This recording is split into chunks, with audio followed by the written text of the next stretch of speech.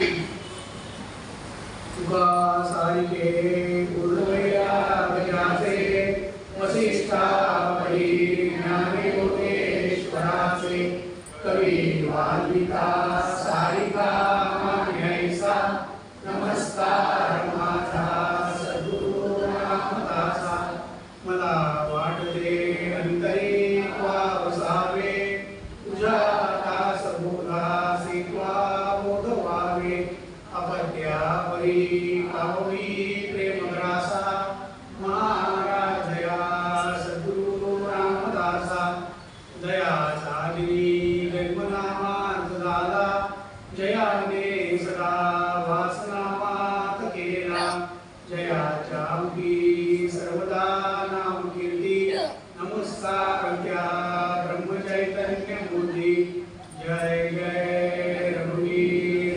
समर्थ।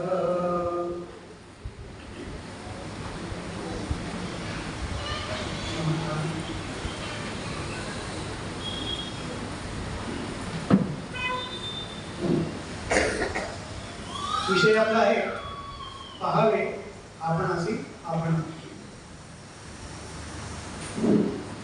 हा विषय घेण्यामागचं प्रयोजन काय आहे आधी आपण ते पाहूया। आणि हा विषय म्हणजे माझं चिंतन आहे, हे चिंतन आज तुमच्यासमोर मला मांडायला मिळतं याचा मला जास्त आनंद आहे। कारण सगळेच जे श्रोते आहेत ते खूप उत्तम प्रकारे अभ्यासक आहेत, चांगले साधक आहेत, त्यांच्यासमोर असा विषय मांडायला मिळणं म्हणजे एक पर्वणी मी माझी समजतो। या सभागृहामध्ये असलेले सगळेजण जे आहेत, श्रोते जे आहेत, मला असं तरी वाटत नाही की आपण जो अभ्यास सुरू केलेला आहे, दासबोधात अभ्यास सुरू केलेला आहे, की काही जण असे असतील की दासबोधात अभ्यास करत नसतील पण ते वेगळ्या मार्गाने जात असतील, म्हणजेच त्यांचे काहीतरी वेगळा अभ्यास असेल, वेगळे ग्रंथ असतील, पण सगळे जे श्रोते आहेत ते पारमार्थिक मार्गावरूनच पुढे वाटचाल करत आहेत, याच्यामध्ये मनातली शंका नाही आहे।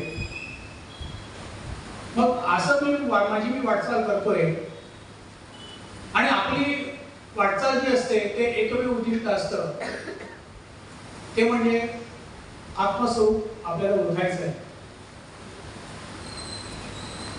ईश्वर कोण आहे, मी कोण आहे, माझं स्वरूप काय, या जगाचं स्वरूप काय, या देवाचं स्वरूप काय, हे असंख्य प्रश्न माझ्या डोळ्यासमोर उभे असतात आणि त्या दृष्टिकोनातून मी अभ्यासाला सुरुवात करतो आणि ग्रंथ ज्याला वाचायला सुरुवात करतो, काही काळ होतो माझ्या साधनेला, काही काळ लोटतो,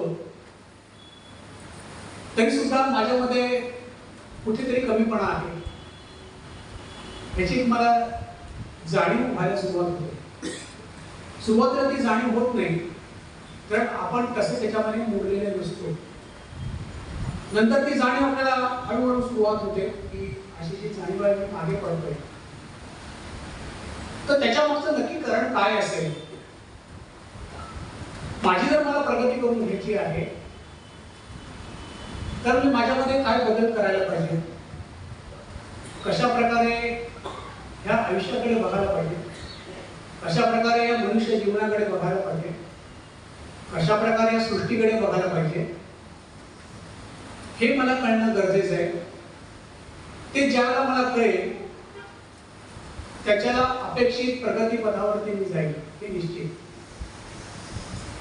आता सुरुवातीला मी म्हटलं की सगळे या सभागृहातले पारमार्थिक मार्गावरती आहेत। मग आता प्रश्न येतो की पारमार्थिक मार्गावरती जाण्याकरता क्रायटेरिया काय आहे, कोण कोण एलिजिबल आहे जाण्यासाठी। तर 83,99,999 योनी ज्या आहेत त्या फक्त त्या भोग योनी आहेत, पण मनुष्य योनी आहे 84 लक्ष आपण म्हणतो की मनुष्य योनी अशी आहे की त्यालाच मी कोण आहे, ईश्वराचं स्वरूप काय आहे हे त्यालाच समजतं, अन्य कोणालाही समजत नाही। म्हणजे पहिला क्रायटेरिया त्याच्यामध्ये मी बसतो। दुसरं कारण दासबोधामध्ये उभी आहे, दशक 5 मध्ये उभी आहे, जो संसार दुखे दुखवला, जो त्रिविध तापे फोडला, तोची अधिकारी झाला परमार्थ असे. त्रिविध ताप समर्थांनी सांगितलेले आहे. जोपर्यंत आपल्याला पारमार्थ संसारिक जीवनामध्ये, आपल्या प्रपंचामध्ये ऐहिक जीवन जगताना जोपर्यंत कुठलाही त्रिविध तापापैकी कुठलाही ताप आपल्याला भोगायला लागत नाही, तोपर्यंत आपण पारमार्थिक क्षेत्राकडे आपण वळतच नाही. आणि तो जो ताप असतो, ते त्रिविध तापाचं मी वर्णन करत नाहीये, काय काय आहे ते तुम्हाला सगळ्यांनाच माहिती आहे. आणि त्याच्यापैकी एखादा असा ताप जबरदस्त झटका देणारा असतो ना, की मी आयुष्यामधून खडबडून जागाच होतो.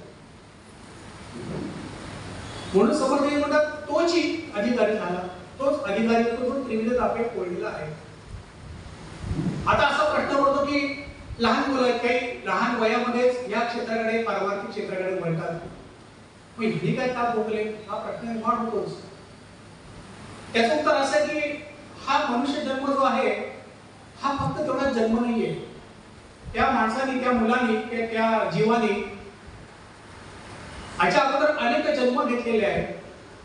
आधीच्या जन्मांमधलं सुकृत तो घेऊन इथे आलेला आहे आणि त्याला हा जन्म प्राप्त झालेला आहे. म्हणजे त्याने आधीच्या कुठल्या तरी जन्मामध्ये असा ताप भोगलेला आहे आणि त्याच्यात त्याला जाणीव झालेली असेल की देवा मी माझे स्वहित करीन. स्वगुण परीक्षा आपण अभ्यासलाय. शेवटी तो काय सांगतो देवाला की देवा आता मी माझं स्वहित करीन. अशा प्रकारचे जीव असतात ते लवकरात लवकर या मार्गाला लागतात. म्हणजे आपण कुठल्या तरी तापाने आपण पडलेले आहोत, म्हणजे हा तुझा क्रायटेरिया झाला. आणि तिसरा त्याचा क्रायटेरिया असा आहे, भक्ती निरूपण मध्ये उभी आहे, नाना सुकृता जे फळ तो हा नरदेह केवळ त्याही मध्ये सकळ तरीच सन्मार्ग लाभे. म्हणजे आपलं सुकृत चांगलं आहे, आपण काहीतरी चांगलं पुण्य केलेलं आहे म्हणून मी ह्या मार्गावर आलेलो आहे, अन्यथा ह्या मार्गावरती सगळेजण येत नाही. म्हणजे ह्या तिन्ही गोष्टींमध्ये मी बसतो आणि म्हणून मी या ग्रंथाचा अभ्यास सुरू केला किंवा मी या क्षेत्रामध्ये आलो. त्या क्षेत्रामध्ये माझी वाटचाल झाली आहे. म्हणजे मी एलिजिबल आहे या तिन्ही गोष्टींमध्ये आहे, तरी माझी प्रगती का होत नाही, हा परत प्रश्न निर्माण होतोच आणि राहतोच. हा जो आपला प्रवास जो आहे, साधा प्रवास म्हटलं किंवा साधी एखाद्या गोष्टीचं कार्य म्हटलं, घरामधलं कार्य म्हटलं तर आपण पूर्वतयारी करतो. आताच कालच आपले बाप्पा आपल्या घरी गेले. आपल्या 10 दिवसाची धमधूम आठवा घरामधली. मग अशी अर्धा त्यांनी तेच सांगितलं, आपल्यामध्ये कुठून एनर्जी येते. आता दिवाळी येणार आहे, त्याच्या अगोदर आपली देवी घरी येईल, आपल्या देवीचं आगमन आपल्या घरामध्ये होणार आहे, त्याची तयारी का सुरू होईल. म्हणजे तयारी सुरू करताना तुमच्या डोळ्यासमोर काहीतरी आखणी असते. आता दिवाळीचं जर उदाहरण घ्यायचं झालं तर दिवाळीचे पदार्थ असता लोक विकत आणतात, हा मागणी राहणार. पण जर तुम्ही घरी करत असाल तर चकलीचं उदाहरण घेतो. चकली कुरकुरीत व्हावी, पोकळ व्हावी म्हणून किती धडपडतो हो आपण. तिला ती नळीच पडली पाहिजे, ती जिव्या ठेवल्या विरघळली पाहिजे. अगं माझी विरघळतच नाही ग, ती कडकच होते, ती लालच होते. मग आपण 10 जणांना विचारतो काय चुकतंय, मग काय ती उकड काढून घेतली का, बरोबर ना. त्याच्यामध्ये मोहन किती घातलं, आता तर मोहन का म्हणतात तेलाला हेच कळत नाही, मोहन किती घातलं. म्हणजे काय आपली धडपड जी आहे ती चकली कुरकुरीत व्हायची म्हणून, बरोबर.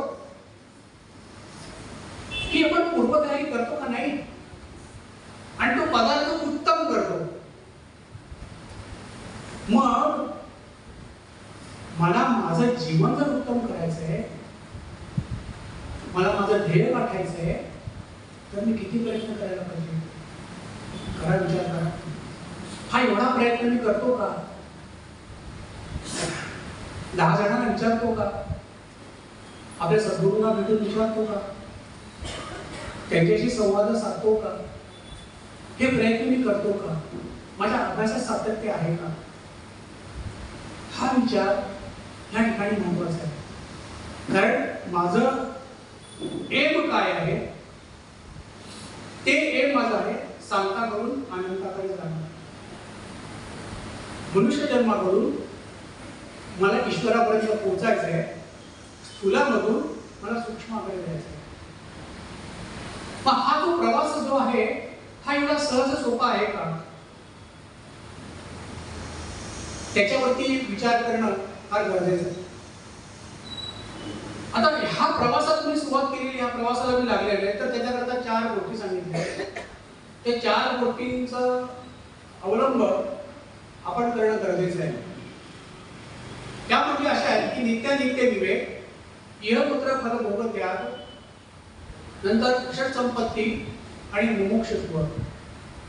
ह्या 4 गोष्टी ज्या वेळेला मला त्याच्या मी शरण झाली, त्या मला मिळतील, प्राप्त होतील, त्याच्याला माझी प्रगती होते. आता पुढच्या त्या 3 गोष्टी आहेत की इहपुत्र फल भोग त्याग, षट संपत्ती आणि मुमुक्षुत्व. हा भाग आपण आता बघणारच नाही आहोत, कारण तो विषय आपला नाहीच आहे आत्ताचा. पहिल्यांदा तुम्हाला मी सांगितलं की नित्यानित्य विवेक, त्याच्यात सुद्धा नित्य काय आहे हे सुद्धा आपल्याला बघायचं नाही. आपल्याला अनित्य काय ह्याचा विचार करायचा, पण तो विचार करणं गरजेचं आहे. तो कसा करायचा किंवा ते माझे विचार काय आहेत हे तुमच्यासमोर मी मांडतोय. मी जेव्हा ह्या अभ्यासाला लागतो किंवा अभ्यासाचा माझा काही कालावधी होतो, एक पूर्ण एखादं पत्रकार दाखवत अभ्यास म्हणा, किंवा अजून दाखवताचा सखोल अभ्यास म्हणा, किंवा विद्यापीठाच्या परीक्षा म्हणा, अशा अनेक प्रकारने आपण अभ्यास करतो. मला काहीतरी समजायला लागल्यानंतर मी कशावरती चर्चा करतो? परब्रह्म, माया, पंचीकरण, उभारणी, संहरणी, हे विषय मी चर्चा करतो ना. कुठे जाऊन मला एखादा विषय मांडण्याची जर वेळ आली तर हे विषय धरूनच मी बोलतो. हे विषय अवघड आहे. अवघड का आहे? कारण हे जे विषय जे आहे, परब्रह्म जे आहे ते अभ्यासण्याची गोष्ट नाहीये. परब्रह्म जे आहे ते अनुभवण्याची गोष्ट आहे. माया ही मी रोज अनुभवतोय, पण ही माया हेच मला कळत नाही आणि त्याच्यावर मी बोलायला जातो. पण हे विषय बोलण्याचे नाहीये, तरी मी बोलण्याचा प्रयत्न करतोय आणि तिथेच माझी गडबड होते. त्याच्यावर माझी जी तयारी आहे ना, बेसिक, तेच माझी कुठेतरी गडबड होतो आणि हा माझा प्रवास नको त्या ठिकाणी जातो. आणि हा असा अभ्यास माझा होत नाही आणि मी कुठेतरी असा भरकटल्यासारखं माझा अभ्यास जातो आणि माझं इप्सित मला साध्य होतं का नाही होत हे माझं मला समजत नाही. आणि समर्थांना बरोबर माहिती आहे का? म्हणून समर्थांनी दासबोध हा ग्रंथ लिहिला. आता हा ग्रंथ ज्याला लिहिला त्याच्याला एक कालच योगायोग असा की गोंधळकर महाराजांचं एक वचन आहे, त्यांचं एक म्हणणं आहे, त्यांच्या काल मी ऐकलं, मला खूप आवडलं ते. महाराज सांगतात की संतांचे ग्रंथ जे आहेत ना हे मृत्यूपत्रासारखे. आता हे मृत्यूपत्र आपण केव्हा करतो आणि का करतो? केव्हा करतो सोडून द्या. आपण का करतो? कारण आपल्या नंतरची जी आपली मुलं आहेत त्यांच्यात भांडण होऊ नयेत म्हणून, म्हणजे चुकीचं मार्गाने जाऊन त्या भांडण करू नयेत म्हणून मी मृत्यूपत्र लिहितो, तयार माझं बनवतो. म्हणजे आपली मुलं चुकणार आहेत हे आपल्या आई बाबांना आधीच माहिती असतं म्हणून ते मृत्यूपत्र बनवतात. तसं संतांना माहिती आहे की माझे शिष्यगण आहेत ना, ही माझी मुलं आहेत ना, आणि ती माऊली आहे, तिला माहिती आहे ना आपली मुलं कशी आहेत, ती का विसर चुकणार आहे का आपल्याला ओळखायला, म्हणून त्यांनी दासबोध सांगितला. म्हणून संत अद्वैत ग्रंथ सांगतात आपल्याला. मग आता मी चुकतो हे समर्थांना माहिती आहे, म्हणून समर्थांनी नित्य काय आहे हे पहिल्या दशकात सांगितलं. अनित्य जे आहे, अनित्याचा दशक म्हणजे मूर्ख लक्षण. त्या मूर्ख लक्षणांवरती आपल्याला चर्चा करायची. जे जे अनित्य आहे त्याच्यावरतीच आपण फोकस करणार आहोत. आपल्यातल्या जे उणिवा आहेत, आपल्याचा जो कमीपणा आहे, आपल्या ज्या चुका आहेत, त्याच्यावरती समर्थाने याच्यावर भाष्य केले. पण ह्या भाष्यावरती आपण कधी गंभीरपणे विचारच करत नाही. आपण सगळ्या दाखवताना अभ्यास करतो, पण मूर्ख लक्षणांवर आपण बारकाईने अभ्यास करतच नाही. हे माझं निरीक्षण आहे. किंवा त्याच्यावरती मी पुढे चर्चाच करत नाही, त्याच्यावरती मी बोलतच नाही. आणि मूर्ख लक्षण म्हणून करतो आणि सोडून देतो तो विषय. सगळ्यांना तो विनोदच वाटतो, पण तो विनोद नाहीये, तो अतिशय गंभीर विषय आहे. माझ्या ज्या चुकांची यादी जी आहे ती समर्थाने अख्ख्या 10 समाजांमध्ये मांडलेली आहे. समर्थ वेळेत का होत आपल्यासाठी मांडल्या. पण समर्थाने दाखवताची जी रचना केली आहे त्याला सुद्धा काहीतरी अर्थ आहे. पहिला दशक आहे नित्याचा, दुसरा दशक आहे अनित्याचा. कारण का तिथे खरी दाखवताची सुरुवात खरी तिथून झालेली आहे. कारण प्रापंचिक लोकांना सांगितलंय, बद्धची होती मुमुक्ष. समर्थांच्या डोळ्यासमोर बद्ध आहे म्हणजे आपण लोक आहोत. आणि बद्ध कोणाची व्याख्या आहे? जयास नाही आत्मज्ञान त्या नाव बद्ध. आणि मी मुमुक्षु आहे, मी साधक आहे, म्हणून मी माझे कॉलर ताट करतो. समर्थांनी सरळ सरळ दिलेलं आहे, जयास नाही आत्मज्ञान त्या नाव बद्ध. मला आत्मज्ञान नाही आहे म्हणजे मी बद्धच आहे. त्यांची ही लक्षण आहे. हा अनित्य आहे, कायमस्वरूपी नाही आहे म्हणून समर्थांनी हे सांगितलेलं आहे.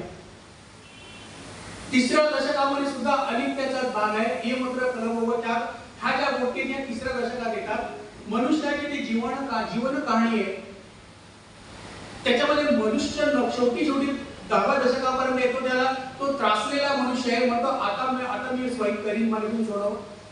तो प्रार्थना करतो आहे म्हणून त्याला भक्ती सांगितली, म्हणून 4था दशक 9वीला भक्ती.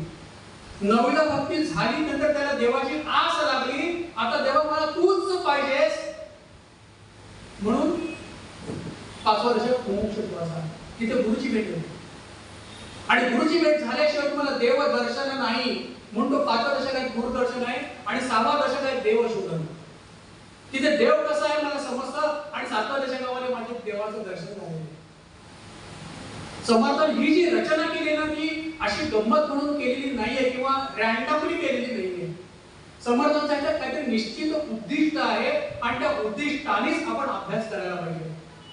आणि असा उद्दिष्टाने जर मी अभ्यास केला तर माझी निश्चित प्रगती होईल. त्याच्यात माझं ते ध्येय परब्रह्म माया पंचीकरण हे जे आहे ना, ते हटून माझ्या इकडे माझं बेसिकच पायात जर माझा कच्चा आहे तर तो दुरुस्त करायला पाहिजे. तो भक्कम करणं माझं गरजेचं आहे. हे माझं पहिलं काम आहे. आणि म्हणून समर्थाने जो दुसरा दशक दाखवत चालण्याची सुरुवात तिथून केलेली आहे. त्याच्यात समर्थ सांगतात, जे प्रापंचिक जन ज्यास नाही आत्मज्ञान, जे केवळ अज्ञान त्यांची लक्षणे. आपण प्रापंचिक आहोत, त्यात कोणाला शंका नाही. आपण अज्ञानी आहोत म्हणजे ब्रह्मज्ञानी नाही म्हणून आपण अज्ञानी. आत्मस्वरूप आपल्याला माहित नाही म्हणून आपण अज्ञानी. मग ही आपली सगळी लक्षणं आहेत.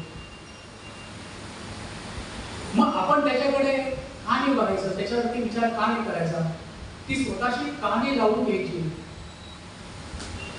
श्रोतेहो, तुम्हाला एक सांगतो, हा दाखवत जो आहे ना, हा फक्त आणि फक्त स्वतःसाठी आहे,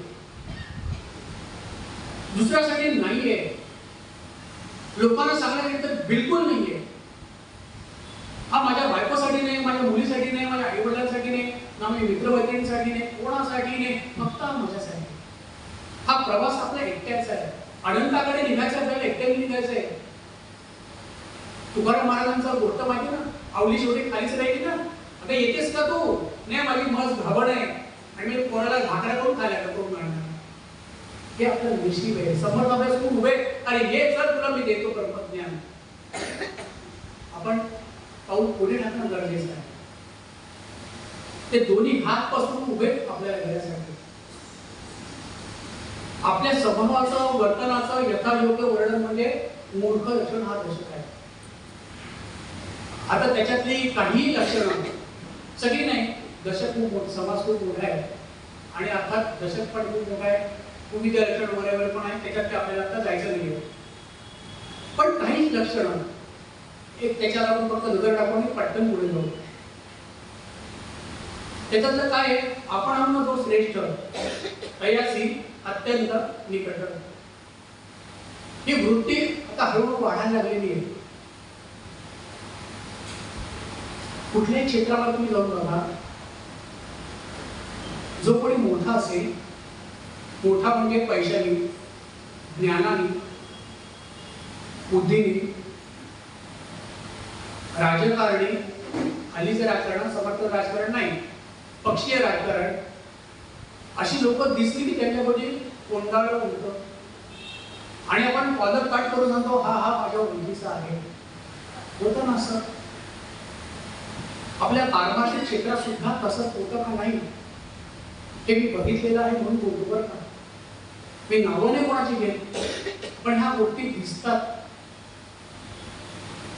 तो श्रेष्ठ आहे म्हणून मामा तो मला ओळखतो आणि ही व्यक्ती नाव घेतो आणि ही व्यक्ती मला ओळखते, सांग त्याला माझं नाव, करतो ना आपण. समर्थ मूर्ख म्हणतात, कारण त्याच्यामध्ये जे गुण आहेत ते मी माझ्या अंगी मांडवण्याचा प्रयत्न करतो का? आपल्याला बाकीचं सोडून द्या. पारमार्थिक क्षेत्रातल्या ज्या मोठ्या व्यक्ती आहेत त्यांच्या पायावर मी डोकं ठेवतो, ते जे त्यांनी जे केलेलं आहे की जे मला डोकं ठेवायचं वाटतं ते मी माझ्या आज्ञेला म्हणतो का? आणू शकतो ना, करू शकतो ना, पण का नाही करत? आणि म्हणून मी बोलतोय म्हणजे माझं भलं मलाच करून घ्यायचंय, माझ्या हातात त्या सगळ्या गोष्टी आहेत, पण मी त्या नाकारतोय, मी डोळ्यात पट्टी बांधून फिरतोय. म्हणून मगाशी सांगितलं की मनुष्यालाच आत्मज्ञान होणार आहे, पण मी त्याचा फायदा घेतच नाही म्हणून मी बोलतोय. औषधं न घे, औषधाचं सांगितलं नाही, औषधं नाही घे असो न वेका, पथ्य न तरी सर्वथा. बघतो ना आपण, बघा आपल्याकडे पाहावे आपण असे, आपण श्रीखंड आलंय वाटीत, काय करायचं? औषधं घेतो आपण. औषधं घेण्याने काय होतं?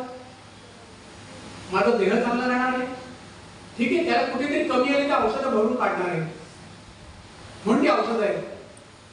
पण ते घेतलं तर मी उभा राहणार आहे आणि मग माझी पुढची साधना होणार आहे, त्याच्यावर औषध घेणं गरजेचं आहे. तो बघून घे असं नाही सांगायचं. समर्थ नाही चालत नाही, समर्थ प्रयत्नवाद सांगतात म्हणून तो मूर्ख.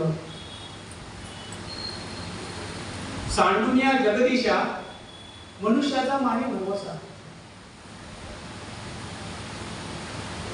आपला देवावर किती विश्वास आहे?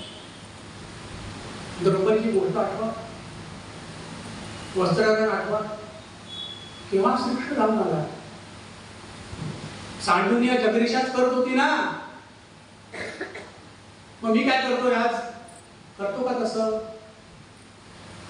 कुठेतरी करतो म्हणून मी मूर्ख. संसार दुःखाचे निगुणे देवास गाळी देणे. मग अशी सकाळच्या पहिल्या सत्रात अलकाताईने सांगितलं, मनाच्या विरुद्ध झालं रे झालं की देवाला मी शिव्याच दिल्या.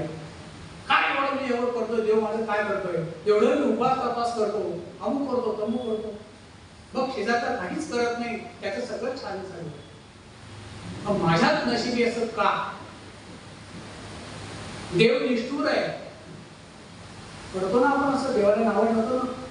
अरे पण दिनाचा दयाळू, मनाचा मावाळू, स्नेहाळू, कृपाळू, जगिदास पाळू, तया अंतरी क्रोध संताप कैसा, जगी धन्य तो दास सर्वोत्तमाचा. तो कृपाळू आहे, तो दयाळू आहे, तो कसा तुमचा राग करेल? तो तुमचं वाईट कसं करेल? त्याचं लेकरू वाटणं आपण हे सुद्धा आपल्या लक्षात येत नाही.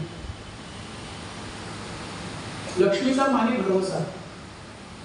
हल्ली पैशाला सगळ्यात मोठं महत्व आलेलं आहे की पैसा माझ्याकडे असला की सगळं काही होतं. पैसा खूप मोठा झालाय आणि देव खूप छोटा झालाय. हे बघितलं की खूप धक्का बसतो.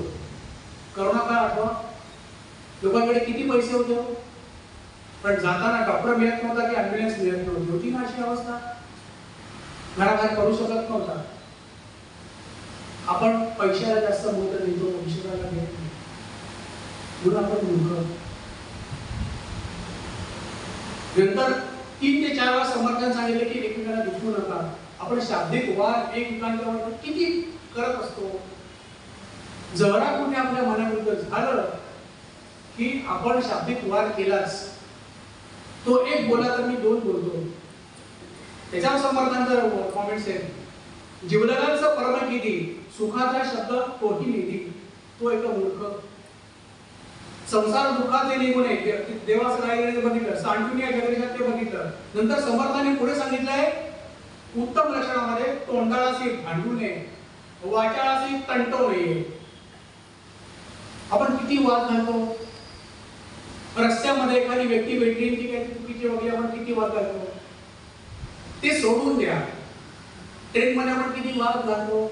जरा कुठे कोणाचा धक्का लागला की आपण भडकतोच का नाही. बरं तो समोरचा माणूस एवढा वाईट असतो तो आपल्याला शिव्यांची भाषा करतो तरी आपण ते तोंडी लागतो. समर्थन सांगले खळ दुर्जन भेटायला क्षमेचा धीर कुणाला तरी स्थळ त्याग केला पाहिजे साधने.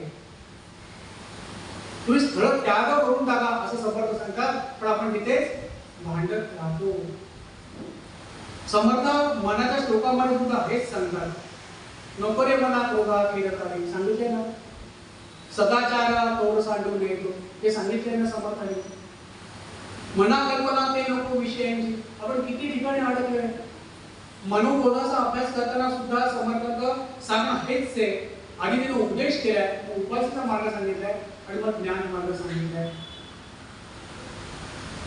म्हणजे समर्थांनी कुठेही जरी बघितलं तरी बेसिक गोष्टी समर्थांचा त्याच्यावर जास्त भर आहे. मनाच्या श्लोकांचा अभ्यास करताना किंवा वाचताना सुद्धा आपल्याला ह्याच गोष्टी लक्षात येतात. मनाच्या श्लोकात श्लोक आहे सगळ्यांनाच माहिती आहे. मी एक सांगितलं तर तुम्ही पुढे बराबर म्हणा.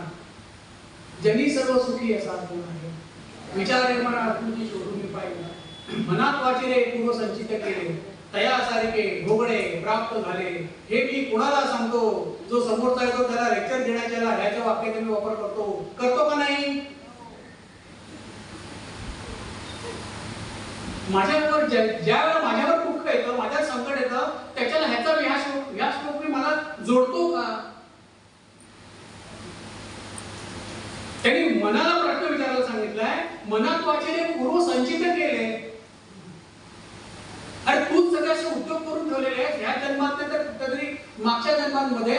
आणि तू काय करतो देवाचा काय निर्णय. हे सगळं तूच कर्म उभी करतोय. त्या कर्माची फळं तुला भोगायला लागतात आणि दुसरं कोणी जबाबदार नाही. ह्याला जबाबदार तूच आहेस. तूच ऋणानुबंधन एकत्र आलेला आहेस आणि त्याच्यामुळे तो त्रास भोगायला लागतोय.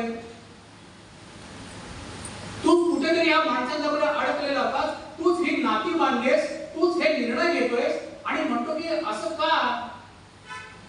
म्हणून समर्थांचा विचारही म्हणा. तू विचार कर त्याच्यावरती. विचारही म्हणा, विचारही म्हणा. थोडी शक्ती आहे ना माझ्यात.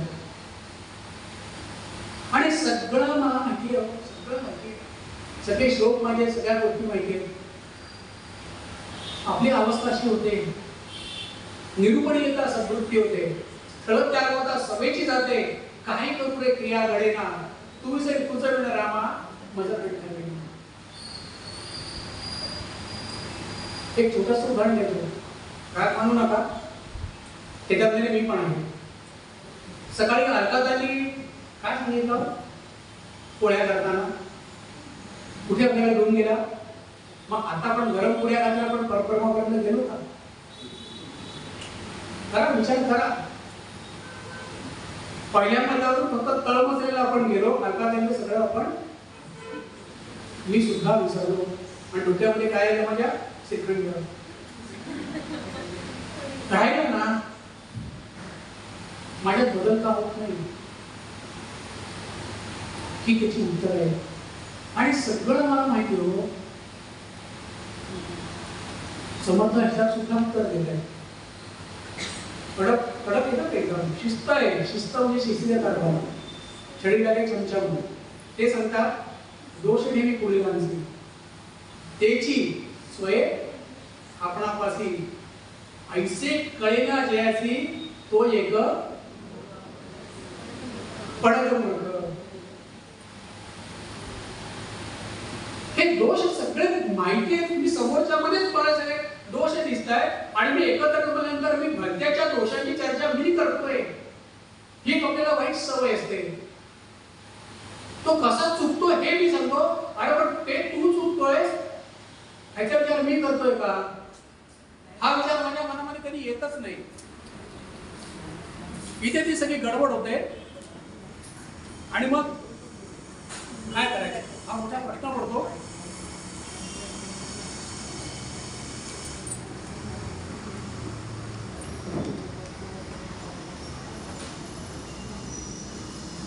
म्हणजे हे दोष जे आहेत हे तो शेवटपर्यंत आवाज हे माझ्यामध्येच आहे, हे सगळं मला माहिती आहे, पण त्याच्यावरती काम करणं गरजेचं आहे. त्याच्यामध्ये समर्थाने पडत मूर्ख लक्षणामध्ये अजून एक ओवी दिली आहे. हस्त बांधीचे उरणधनते लोभे बरोबर मृत राहते ऐसा जो प्रपंची गुंते तो एक पडत मूर्ख. ओवीचा ज्याला आपण अर्थ बघू त्याच्याला एक समजतो आपल्याला अर्थ असा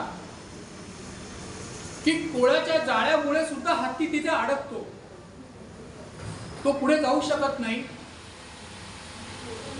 त्याला तो मोठा अडथळा वाटतो आणि तो हत्ती तो तिथेच मला कोणतरी बांधलंय असंच म्हणतो.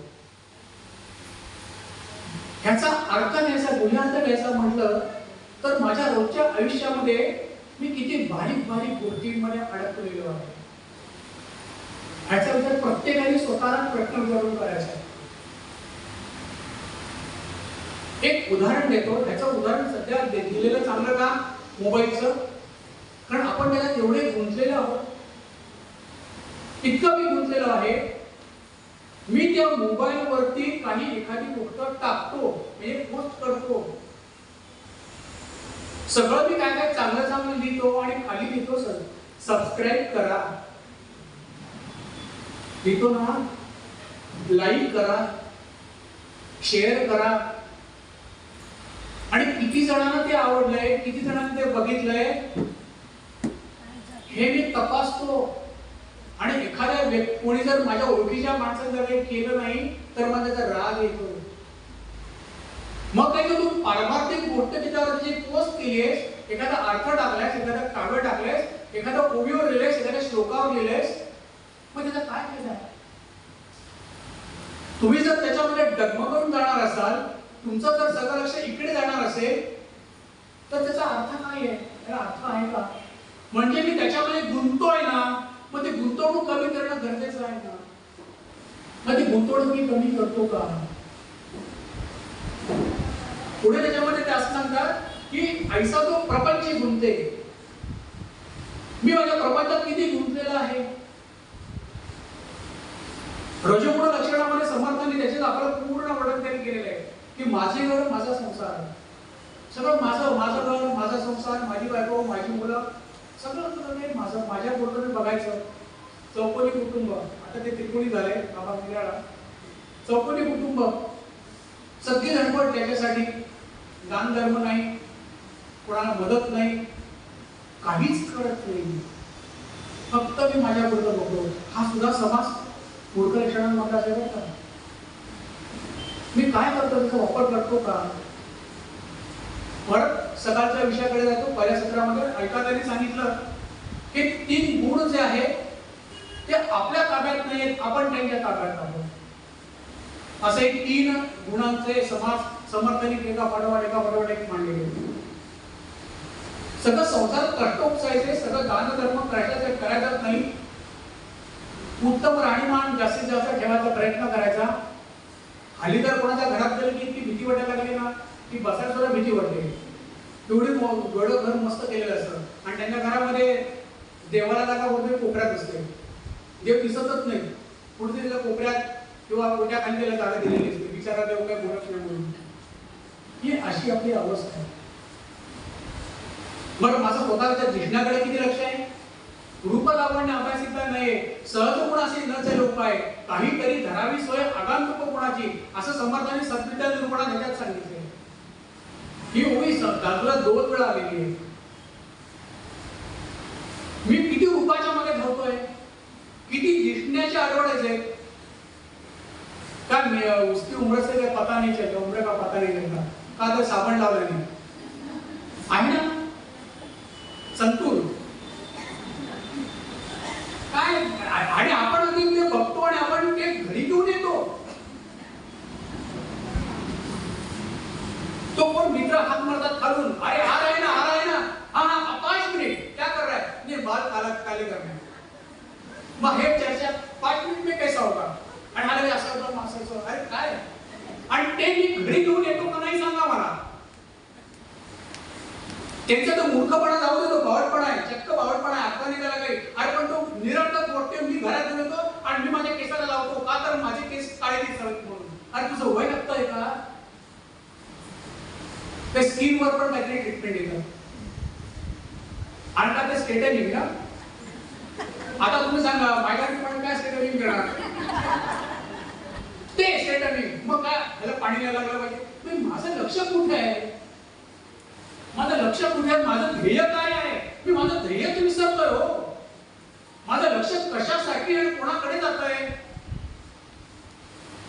माझा मनुष्य जन्म मी कशासाठी वापरतोय, आणि हे वापरताना मी परत माझी कर्म उभी करतोय. आणि कर्म उभी राहिली तिची कर्मफळ उभी राहत आहे. कर्मफळ उभी राहिली की पुन्हा मला जन्म येतोय. पुन्हा जन्माला की जन्म मृत्यूच्या घरात मी फिरत राहतोय. होतंय की नाही असं सांगा मला तुम्ही. ह्याचा विचार मी करतोय का? रोजचा श्वास घेताना मी विचार करतोय का? प्रत्येक पाऊल टाकताना मी विचार करतोय का? अपेक्षित काय आहे? आपले समर्थ कसे वागत होते, हा विचार करणं अतिशय गरजेचं आहे. आणि म्हणून समर्थ दुसरा दशक श्रोतेहो, मला माहिती आहे की एवढं पटापट होणार काम नाहीये, की देहबुद्धी जात नाही, हळूहळू जाणार आहे. पण त्याच्याकरता धडपड करायची, त्याच्यासाठी योग्य आचरण करायचंय आणि आचरण करता यावं म्हणून समर्थाने या दशकात आपल्याला मदत सुद्धा केली आहे. उत्तम लक्षण सांगितली आहे, विरक्त लक्षण सांगितले, सत्वगुण सांगितले आहे. ह्या ज्या गोष्टी आहेत ह्या आत्मज्ञानाच्या साठी गरजेच्या आहेत. आपली प्रगती होण्यासाठी ह्या गोष्टी अतिशय गरजेच्या आहेत. आणि ह्या गोष्टी ज्यावेळेला मी स्वीकारेन, त्याच्याकडे मी बघीन, त्याच्यानंतर आत्मज्ञान हे तुम्हाला आपोआप प्राप्त होणार आहे, आपोआप तुम्हाला अनुभवता येणार आहे. ह्या बेसिक नीड्स आहेत, हे बेसिक चेंजेस मला माझ्यात करणं गरजेचं आहे. हे जोपर्यंत माझ्यात चेंजेस होत नाही तोपर्यंत माझ्यात काही बदल होणार नाही. ही माझी फक्त सात्विक कर्म होईल, हे पक्क ध्यानात ठेवलं पाहिजे आपण सगळ्यांनी. आता समर्थाने सांगितलं की हा अवगुणाचा जो त्याग करायचा आहे, तो काय करायचा आहे? मन ते मंत भरावे, मन ते मंत करावे, युक्ती बुद्धीने भरावे. भरावं म्हटलंय, भरावाचा अर्थ काय लक्षात घ्या. मला एखादी गोष्ट कशात तरी भरायची आहे, डाळ तांदूळ मला डब्यामध्ये भरायचे, त्याच्याकरता मला काय करायला पाहिजे? तो माझा डबा आधी रिकामा असला पाहिजे, तर मी भरू शकतो ना. मी उशिरा पोळ घालतो, तेवढे भरणं ती रिकामी असते म्हणून पण उशी जाते ना. म्हणजे हे जे गुण आहे, मूर्ख लक्षण आहे, त्यांनी आधी मी ती रिकामी करायला पाहिजे. ती रिकव्हरी केल्यानंतर मगच त्याच्या सत्वगुण राहणार आहे, मगच विरक्त लक्षण राहणार आहे, मगच सद्विद्या निर्माण राहणार आहे, मगच भक्ती निर्माण राहणार आहे. पण हे रिकामं करणं हे आपल्या हातात आहे. हे आपल्या हातात असणं म्हणजे आपणच त्याची तयारी करायची आहे, आपणच सुरुवात करायची आहे.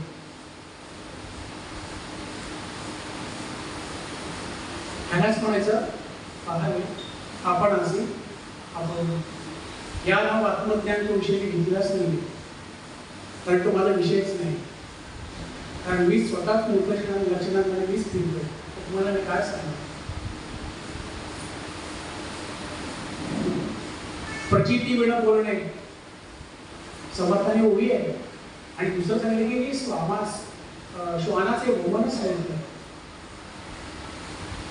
कुत्र्याचं पोकळ आहे. मग मी तुम्हाला कसं बरं परमाबद्दल बोलतो, कारण माझा तो अनुभवच नाही. समर्थ एकीकडे सांगितलं आहे की तुम्हाला माहिती आहे की माणसापेक्षा पाषाण बरा असं वर्णन केलेलं आहे. किती समर्थ कडक बोलतात, त्याच्याशी आपण खडवून आपल्याला जागच येत नाही. आणि असं म्हणत नाही की आपण प्रयत्न करत नाही, आपण आपला पिपलिका मार्गाने जावं, वेदन मार्गाने ओढूच नाही, हे माझं म्हणणं आहे. म्हणजे मुंगीचा मार्ग जाते, हळूहळू जाते, चढते पडते, पण शेवटी त्या डेस्टिनेशन मध्ये जाऊन पोहोचते. हे करताना एकच गोष्ट करायचं, सद्गुरूंपाशी संपूर्ण शरणागती. शरणागती हा एकमेव उपाय आहे. मला शरणागती पत्करायची आहे, शरण जायचंय, समर्थांना शरण जायचंय, तर मी काय करू? समर्थांनी करुणाष्टक लिहिलेत ना आपल्यासाठी. अनुदिनंतापे तापलो रामराया, परमदिन दयाळा नीरसी मोहमाया, अजपळ माझे नावरे आवरिता, तुझ विणसी न होतो धावरे धावाता.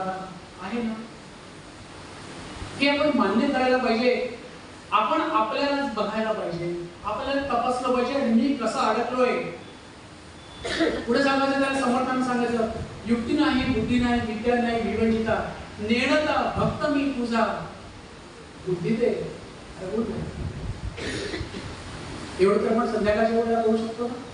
लावा, तिन्ही संध्याच्या वेळेला लावा, किंवा चालतो वाट लावा, शुभमूर्ती म्हणा आणि ही म्हणावं, अगदी पाणी येईपर्यंत म्हणा. आळवा समर्थांना, आळवा समर्थ तुम्हीच, दुसरं कोणी नाही माझं, तुम्हीच मला मार्ग दाखवा. हे तुम्हाला मूर्ख रचना शिकवतात. आणि हे जोपर्यंत मी करत नाही तोपर्यंत माझ्यात बदल नाही, आणि जोपर्यंत माझ्यात बदल नाही तोपर्यंत मनुष्य जन्माचा सार्थक नाही. स्वीकार ना, आपण स्वीकारतच नाही हो. समर्थांच्या प्रार्थना काय आहेत रामाकडे, हीणाहून मी हीण जैसा भिकारी, दीनाहून मी दीन नाना भिकारी, पतितांचे रे आणि हाती धरावे. समर्था तुझे काय उत्तीर्ण व्हावे. समर्थ थोडं कळवळीने प्रार्थना करतात रामाकडे त्यांच्या काळामध्ये 12 वर्षाच्या दिल्या तपस्येमध्ये. मग आपण करायला काय हरकत नाही, पण आपला अहंकार जातच नाही. ज्ञान कळेना, ध्यान कळेना, मन वळेना देवा, विद्या नाही, वैभव नाही, ऐसा पूर्वीला ठेवा. युक्ती असेना, बुद्धी असेना, शांती बसेना अंगी, रामदास म्हणे दयाळा, ऐसा मी भवरोगी. मी भवरोगी आहे हे आपण मान्य करायला पाहिजे. आणि मान्य ज्याला मला कळेल, मी करीन आणि कळेल, त्याच्याला माझी ती शरणागती खऱ्या अर्थाने होणार आहे.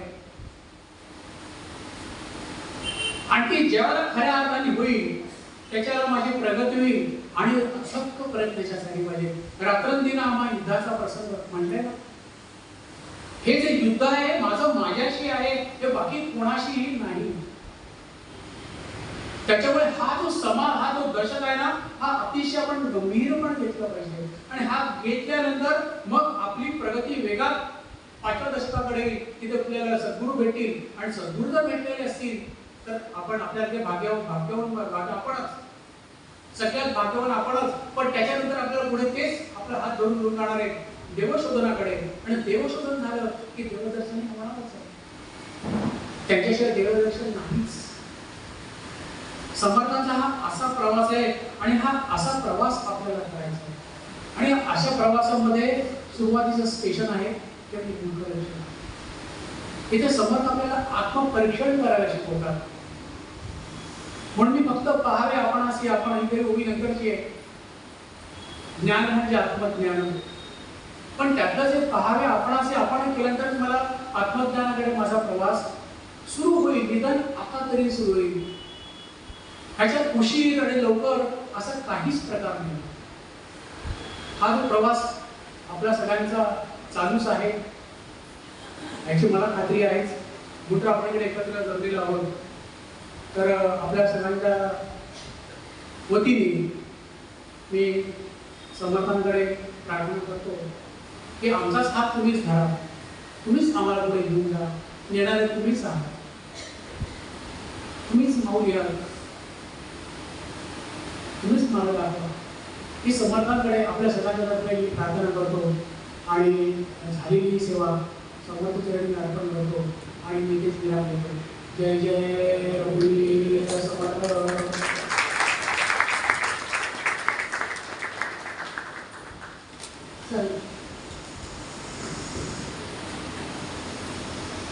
हॅलो, संतोष दादांचा व्याख्यान ऐकताना किंवा तो विषय मांडले ऐकताना तुकोबांचा एक अपप्रवासाचा काढत होता. तुकोबा म्हणतात, दर्पण नावडे तया एका ठाव नाही जया नसता. त्याचं नाक नक्त आहे, त्याला आशा बघायला आवडत नाही. आपल्या सगळ्यांची तीच अवस्था आहे, पण ते झाल्यानंतरच आपण काही प्रगती करू शकणार आहोत. इतकं सुंदर मार्गदर्शन केल्याबद्दल आपण संतोष दादांचे आभार मानले पाहिजे. आभार मानलेला आवडणार आणि कृतज्ञता आपण व्यक्त करूया. मी अमोलदादा नेहमी यांना विनंती करते की त्यांनी पुढे.